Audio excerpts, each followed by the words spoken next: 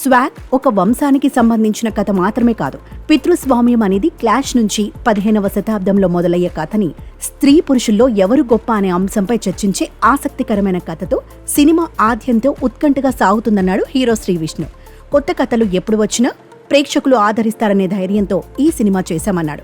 ఆయన హీరోగా నటించిన స్వాగ్ చిత్రం ఈ నెల 4న విడుదలవుతున్న నేపథ్యంలో సినిమా గురించి మీడియాతో కొన్ని ఇంట్రెస్టింగ్ విషయాలు పంచుకున్నారు.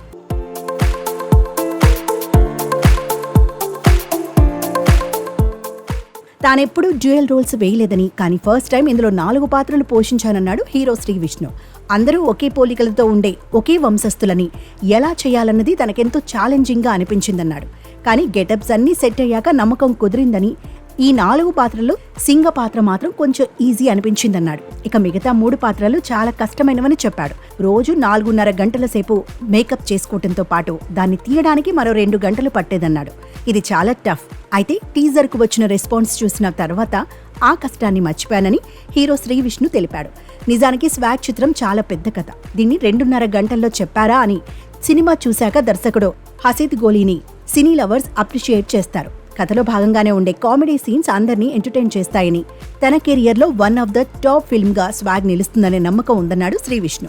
సినిమాలో క్యారెక్టర్ బ్యాక్ స్టోరీస్ బాగా కుదిరాయని, రీతూ వర్మ పాత్రలో మంచి ట్రాన్స్ఫర్మేషన్ ఉంటుందన్నాడు. ఒక్కసారి ఈ సినిమా చూశాక అందరికీ మహిళలపై గౌరవం మరింత పెరుగుతుందన్నాడు. ఇదిలా ఉండగా స్వాగ్ సినిమా అక్టోబర్ 4న రిలీజ్ కానుంది. ఎంతో డిఫరెంట్ స్టోరీతో ప్రేక్షకుల ముందుకు రానున్న హీరో శ్రీవిష్ణు బాక్సాఫీస్ వద్ద ఎలాంటి మ్యాజిక్ చేస్తాడో చూడాలి మరి.